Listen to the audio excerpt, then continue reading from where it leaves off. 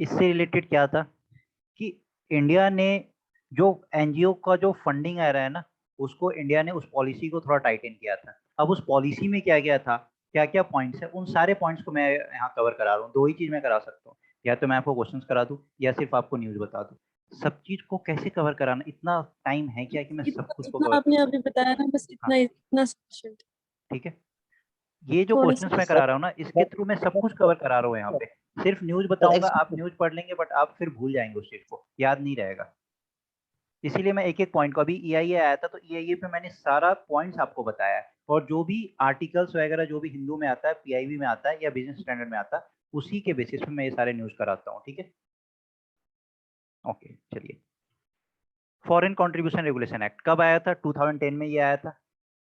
इसमें क्या है कि जितने भी एनजीओ जो होते हैं उनको रजिस्टर्ड होना होगा अगर वो फॉरेन फंडिंग रिसीव कर रहे हैं। तो किस इस एक्ट के अंदर उनको रजिस्टर्ड होना होगा अगर वो फॉरेन फंडिंग रिसीव कर रहे हैं। अभी जो एग्जिस्टिंग रूल्स है, इस रूल्स में क्या है कि जितने भी बैंक्स हैं उनको सेंट्रल गवर्नमेंट को रिपोर्ट करना है विद इन 48 आवर्स। 48 आवर्स के विद इन उनको सेंट्रल गवर्नमेंट को रिपोर्ट करना है कि अगर वहां पे उस बैंक में किसी भी तरीके का एनजीओ, उससे रिलेटेड कोई एसोसिएशन हो या कोई पर्सन हो जिसने फॉरेन फंड को रिसीव किया है।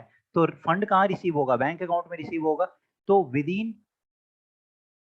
यस मैंडेटरी है, इट्स मैंडेटरी, जरूरी है। वही तो मैं बता रहा हूँ, इस एक्ट में ये मैंडेटरी है कि अगर फॉरेन फंडिंग कोई एनजीओ चाहता है तो उसको इस एक्ट के थ्रू रजिस्टर्ड कराना होगा।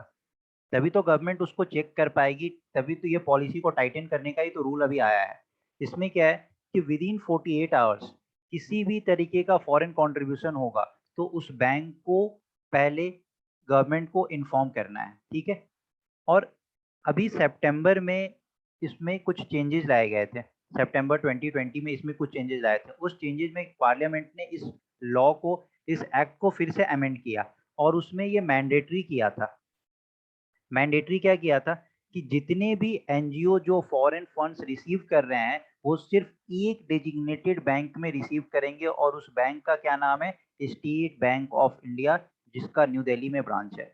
उसी में वो फंड रिसीव करेंगे। ठीक है। अब इससे दिक्कत क्या हो जाएगी कि इसमें अचानक से ये बोल दिया कि आपको एसबीआई में रिसीव करना है, तो एसबीआई में कैसे रिसीव करेंगे? क्या सबका जो बैंक अकाउंट है जितने भी एनजीओ का क्या वो एसबीआई में होगा? तो ये तो पॉसिबल नहीं है कि होगा।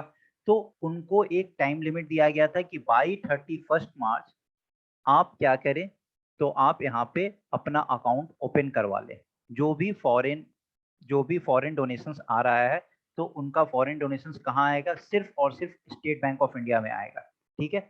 और एनजीओ एक और क्या कर सकता है कि अगर कहीं और भी आपका किसी और बैंक में अकाउंट है तो उसको आप स्टेट बैंक ऑफ इंडिया से उस अकाउंट को आप लिंक करवा लें। यही एफसीआरए में अभी रूल्स में चेंजेस लाया गया है। क्या है कि विद इन 48 आवर्स कोई भी बैंक अगर फॉरेन फंडिंग रिसीव कर रहा है इन टर्म्स ऑफ एनजीओ, किसी भी तरीके का कोई एसोसिएशन से रिलेटेड है, तो उसको क्या करना है? गवर्नमेंट को इन्फॉर्म करना है।